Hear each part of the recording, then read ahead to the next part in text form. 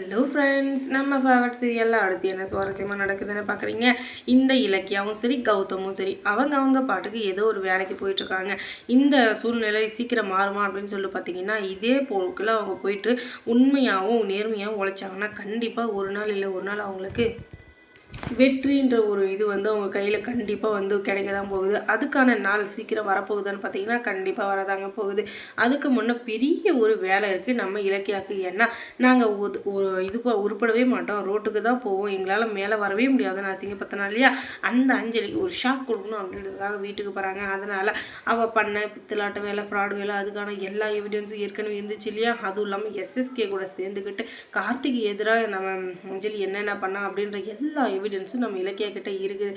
அதனால் அவங்க எதுக்கும் கவலைப்பட போகிறதில்ல. அப்படி இருக்கிற சூழ்நிலையில் அந்த அஞ்சலியை போய் நேரில் பார்க்க போனால் அவள் இருந்துக்கிட்டு அந்த இலக்கியாவெல்லாம் பார்க்க எனக்கு விருப்பம் இல்லை, அவளாம் என் வீட்டுக்குள்ளே நுழையறதுக்கு கூட இப்போ தகுதி இல்லாதவ, அவளால் வீட்டுக்குள்ளேயே விடாதுன்னு வாட்ச்மேன்கிட்ட சொல்ல வாட்ச்மேன் அதை என்ன பண்ணுறதுன்னு தெரியாமல் மின்னும் முழுங்கி இலக்கியா கிட்ட சொல்கிறாங்க. அம்மா, நீங்கள் இருக்கிற வரையும் இந்த வீட்டில் எனக்கு இருந்த மரியாதை வேறு, நீங்கள் என்னை ஒரு நாளும் வாட்ச்மேனாக நடத்துறதே இல்லை, என்னையும் உங்கள் கூட பிறந்த ஏதோ ஒரு உடன்பிறப்பு மாதிரி தான் நடத்துனீங்க. ஆனால் இந்த பொண்ணு என்னை ரொம்ப அசிங்கப்படுத்துது, என்னை கை நீட்டி அடிக்குதுன்னா பார்த்துக்கோங்களேன். இந்த அளவுக்கு திமிரு பிடிச்ச பொண்ணு நான் வேறு எங்கேயும் பார்க்கல. ஆனால் என்ன பண்ணுறது, எனக்கு கை நீட்டி சம்பளம் கொடுக்குற எஜமானா போயிட்டாங்களே, அதனால் நானும் பொறுமையாக தான் இருக்கேன். ஆனால் அவங்க கொடுக்குற சோறு கூட என் வயிற்றில் சேர்க்கிறதில்ல. அந்த அளவுக்கு அந்த பொண்ணு ஓவராக பண்ணிகிட்ருக்கு. ஆனாலும் என்ன பண்ணுறது, எனக்கு இருக்கிற இப்போ பஞ்சத்துக்கும் இதுக்கும் நான் இங்கே வேலை செஞ்சு தான் ஆகணும், வேறு வழி இல்லை. இதை விட்டால் நான் வேறு எங்கே போக முடியும் அப்படின்றதுனால வேலை பார்த்துட்ருக்கேன். ஆனால் அதை யூஸ் பண்ணிக்கிட்டு இந்த அஞ்சலி ஒன்று என்னென்ன மாணவங்க படுத்துது தெரியுமா, அசிங்கமாக பேசுது, பெரிய மனுஷன்ற ஒரு மரியாதை இல்லை, ரொம்பவே ஓவராக பண்ணிகிட்ருக்கு. நீங்கள் இருக்கிற வரையும் எனக்கு அந்த கஷ்டமே தெரியலம்மா. ஆனால் இப்போ ஏன்டா இங்கே வேலைக்கு வரணும்னு இருக்குது. ஆனால் என்ன பண்ணுறது, எங்கள் குடும்ப சூழ்நிலை, இந்த வேலையை செஞ்சு தானே ஆகணும். செய்யாமல் இருந்துட்டா அதுக்கப்புறம் நாங்களாம் என்ன பண்ணுறது, அதுக்கப்புறம் சோத்துக்கு சிங்கிதானே அடிக்கணும். அதனால் பொறுமையாக இருக்கும். ஆனாலும் எத்தனை நாளைக்கு இப்படி பொறுமையாக இருக்க முடியும்னு தெரியல. பொறுமையாக இருக்கிறது இருந்து தான் ஆகணும் அப்படின்னு சொல்லிட்டு பார்த்தா எனக்கு வர்ற கோவத்துக்கு அந்த அஞ்சலியை கொலை பண்ணிட்டு நானே ஜெயிலுக்கு போயிடுவோம் போல அப்படின்னு சொல்லிட்டு இந்த வாட்ச்மேன் அவர் மனுஷர்கள் எல்லாத்தையும் கதறி சொல்ல, என்ன பண்ணுறது, நீங்கள் இப்படியெல்லாம் கவலைப்படாதீங்க, எல்லாமே ஒரு நாள் மாறும், கண்டிப்பாக மாறும், நீங்கள் எதுக்குமே கவலைப்படாதீங்க. வாழ்க்கையில் எல்லாருக்குமே எல்லாமே சரியாக அமைஞ்சிறது இல்லை. நம்ம தேடி போனாலும் நமக்கு கிடைக்காத பொக்கிஷன் கூட நம்ம பொறுத்து இருந்தால் கண்டிப்பாக கிடைக்கும். அந்த மாதிரி தான் நீங்கள் கொஞ்ச நாள் பொறுமையாக இருங்க. நாங்கள் வீடு வாசல் எல்லாம் வாங்கிட்டோன்னா கண்டிப்பாக உங்களுக்கு அங்கே வேலை கிடைக்கும்னதும் அதை செய்யுங்கம்மா. முதல்ல நீங்கள் சம்பளமே கொடுக்கலனா கூட பரவாயில்ல, அதை பற்றி நான் ஃபீல் பண்ண மாட்டேன். ஆனால் உங்ககிட்ட வேலை செய்கிறது எனக்கு ஒரு புண்ணியமாக நான் நினச்சிக்கிறேன் அப்படின்னு சொல்லிட்டு அந்த வாட்ச்மேன் சொன்னதும் உங்கள் வாய்முகத்தை பழிக்கட்டும் அப்படின்னு சொல்லிட்டு அதுக்கப்புறமா அந்த அஞ்சலியை பார்க்கறதுக்காக உள்ளே போகிறாரு. அந்த வாட்ச்மேன் கிட்ட நான் சொன்னேன், நீ உன்னை யார் உள்ளே விட்டது அப்படின்னு சொல்ல, ஓஹோ வாட்ச்மேன் அண்ணாவை நீ தான் மிரட்டி வச்சியா, அவர் என்கிட்ட எல்லாம் சொன்னார், நீ விட்டேன்னா அவரை கொண்டுருவேன்னு சொன்னியா, வேலையை விட்டு தூக்கிடுவேன்னு சொன்னியா அப்படின்னு சொல்ல, ஆமாண்டி அப்படி தான் சொன்னான், அதையும் மீறி அவனை விட்டுருக்கான்ல, அவனுக்கு இரு கச்சேரின்னு ஒரே அடி பொழின்னு கணத்தில் வைக்கிறாங்க.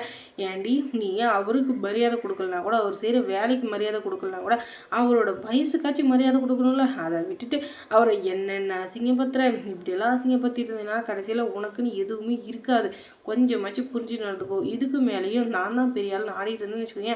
அதுக்கப்புறம் உன் வீடியோலாம் எனக்கு தெரியுமா, நீ அந்த எஸ்எஸ்கே கூட சேர்ந்துட்டு என்னென்ன ஆட்டம் ஆடின, அதுக்கப்புறம் கார்த்தியை மயக்கிறதுக்கு என்னென்ன வேலை பண்ண அப்படின்றதுக்கான ஃபுல் எவிடன்ஸும் என் ஃபோனில் இருக்குது, பார்க்குறேன்னு. ஆமாம் பெரிய ஆதாரத்தை வச்சுட்டுக்கிறா, போடி நீ என்னெல்லாம் வச்சாலும் என்னால் எதுவும் பண்ண முடியாது. அந்த கார்த்திகிட்ட நீ காட்டினாலும் அவன் நம்பவும் போகிறதில்ல, ஏன்னா அவன் என் மேலே அளவு கடந்த பாசம்னு வச்சுருக்கான், அதனால் அவனால் நம்பவே மாட்டான். நீ போய் வேறு ஏதாச்சும் வேலை இருந்தால் பாரு அப்படின்னு சொல்ல, ஓஹோ அப்படியா, போய் பார்க்குறேன். ஆனால் கார்த்திகிட்ட இதை காட்ட போகிறதில்லம்மா, கார்த்திகிட்ட காட்ட போகிறதில்ல, நான் இதை டைரெக்டாக கோர்ட்டில் கூட்டு போய் காட்ட போகிறேன். அதுக்கப்புறமா கார்த்தியை பார்த்துக்கிட்டு தெரிஞ்சுக்கிட்டோம், அதுக்கப்புறம் மன்னிச்சா என்ன மன்னிக்கலாம், அதை பற்றி எனக்கு பிரச்சனை இல்லை. ஆனால் கோர்ட்டில் இந்த எவிடன்ஸ்லாம் கொடுத்தேன்னு வச்சுக்கோங்க, அதுக்கப்புறம் குறைஞ்சது உனக்கு ஒரு 20 வருஷமாச்சும் கடுங்காவல் தண்டனை கொடுப்பாங்க அப்படின்னு. ஐயோ இலக்கியா அப்படிலாம் பண்ணிடாத, தயவு செஞ்சு மன்னிச்சிரு, நான் ஏதோ தெரியாமல் பேசிட்டேன்னு.